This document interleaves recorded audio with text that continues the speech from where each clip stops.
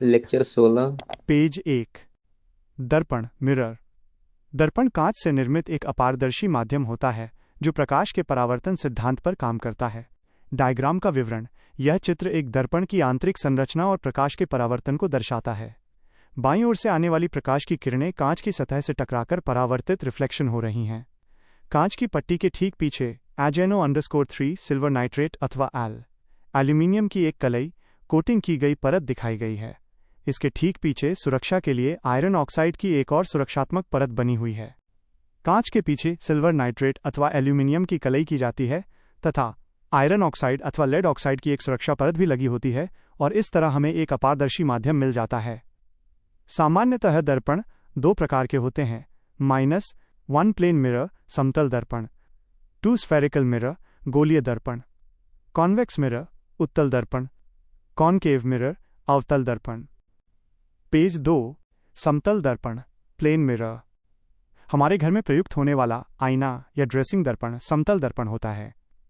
इसमें कहीं भी कर्व नहीं पाया जाता। समतल दर्पण पर प्रतिबिंब सीधा स्क्रीन पर प्राप्त नहीं कर सकते। आभासी वस्तु के ठीक आकार में या वस्तु के बराबर लैटरल इन्वर्जन माइनस वस्तु का दाहिना भाग प्रतिबिंब में बायां दिखेगा। नोट: समतल दर्पण की क्षमता या पावर 0 होती है तथा आवर्धन क्षमता जोड़ 1 होती है तथा फोकल लेंथ फोकस दूरी अनंत होती है। समतल दर्पण से संबंधित प्रमुख बिंदु: समतल दर्पण के सामने जितनी दूरी पर वस्तु रखी जाती है उतनी ही दूरी पर प्रतिबिंब बनता दिखाई देता है। Text distance of object equals text distance of image, text size of object equals text size of image. Page 3।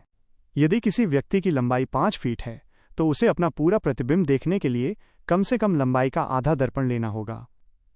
यदि दो समतल दर्पण को लेकर और उन्हें विशेष कोण के साथ झुकाकर रखा जाए तथा उनके बीच में यदि कोई वस्तु रख दी जाए तो वस्तु के कुल निम्नलिखित प्रतिबिंब बनेंगे: एग्जाम्पल 1 दो समतल दर्पण 45 टू द पावर ऑफ सर्क पर झुका हुआ तो वस्तु -8 -1 7। 2 दो समतल दर्पण 90 टू द पावर ऑफ सर्क पर झुका हुआ तो वस्तु का प्रतिबिंब -frac 360 90 -1 4 -1 3। पेज 4। 3 यदि दो समतल दर्पण 180 कैरेट सर्क पर रखे जाएं तो इमेज -frac 360 180 1 2 -1 1। 4 यदि दर्पण को 0 टू द पावर ऑफ सर्क पर रखते हैं तो इमेज -frac 360 0 -1 ∞। हालांकि प्रतिबिंब अनंत बनेंगे परंतु दूर जाते जाते इसकी क्षमता कम हो जाती है। 5 यदि समतल दर्पणों को 50 कैरेट सर्क पर रखा जाए तो प्रतिबिंब -7.2 -1 6.2 अर्थात इमेज 7 बनेगी। यदि पूर्णांक नहीं आएगा तो ठीक आगे वाला पूर्णांक माना जाएगा। पेज 5। डायग्राम का विवरण। यह चित्र समतल दर्पण पर प्रकाश की किरण के परावर्तन को प्रदर्शित करता है। इसमें एक आपतित किरण रे इंसिडेंट दर्पण की सतह पर गिरती है और वहीं से परावर्तित किरण रिफ्लेक्शन के रूप में वापस लौट जाती है, जहां I = R यानी आपतन कोण और परावर्तन कोण बराबर हैं। नीचे एक तीर के माध्यम से मुख्य बिंदु दर्शाया गया है। राइट एरो दर्पण को पूर्व की तुलना में थीटा झुका देते हैं तो परावर्तित कोण 2 थीटा होता है।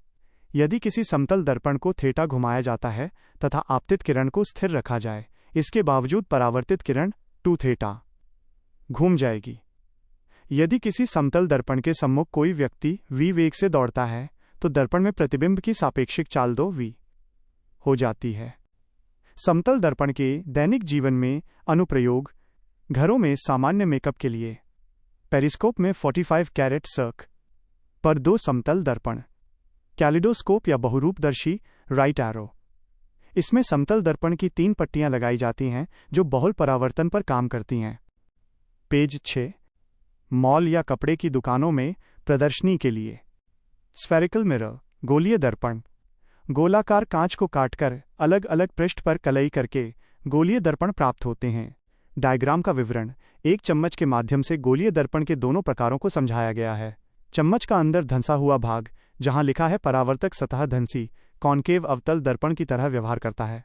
चम्मच का बाहर उभरा हुआ भाग, जहां लिखा है परावर्तक सतह उभरी कॉन्वेक्स उत्तल दर्पण की तरह व्यवहार करता है। कॉन्वेक्स मिरर, उत्तल दर्पण।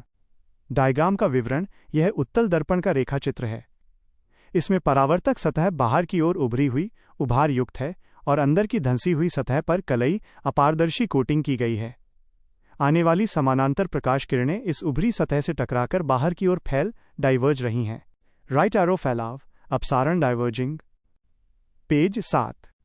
उत्तल दर्पण की परावर्तक सतह उभरी होती है। यह आने वाली प्रकाश किरणों को फैलाता है, इसलिए इसे डाइवर्जिंग या अपसारी दर्पण कहा जाता है। प्रतिबिंब की स्थिति। आभासी, सीधा, अत्यंत छोटा। नोट: ग्रेटर दैन उत्तल दर्पण में अन्य की तुलना में वाइड व्यू एरिया प्राप्त होती है। उत्तल दर्पण का फोकल लेंथ सदैव धनात्मक होता है।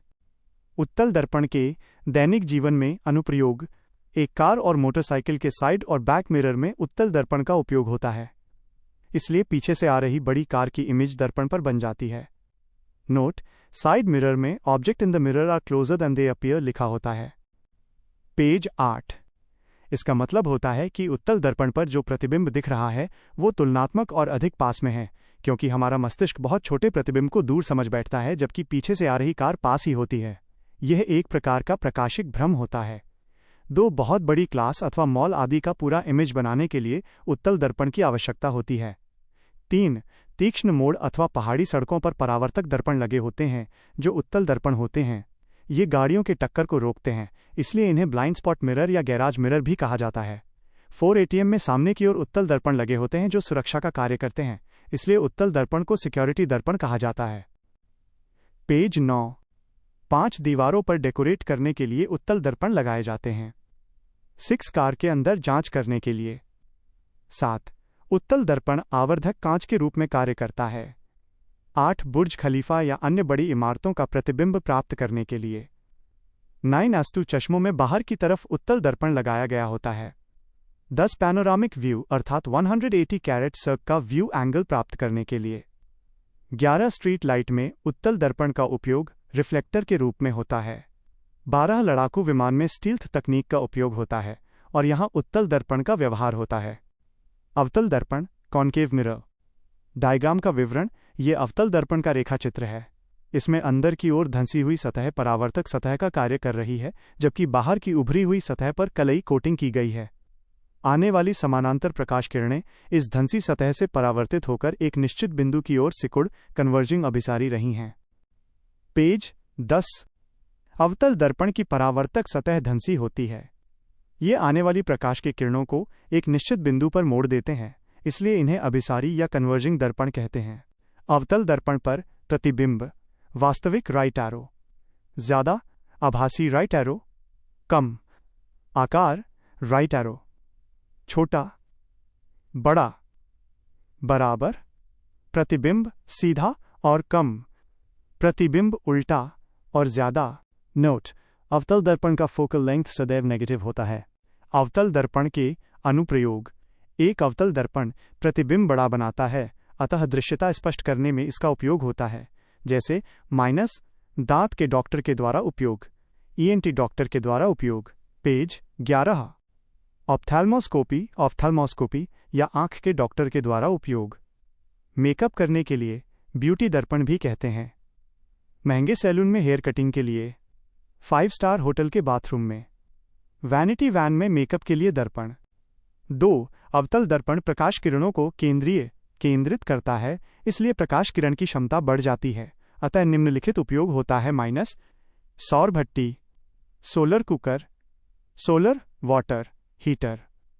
संकेंद्रित सौर ऊर्जा के निर्माण में।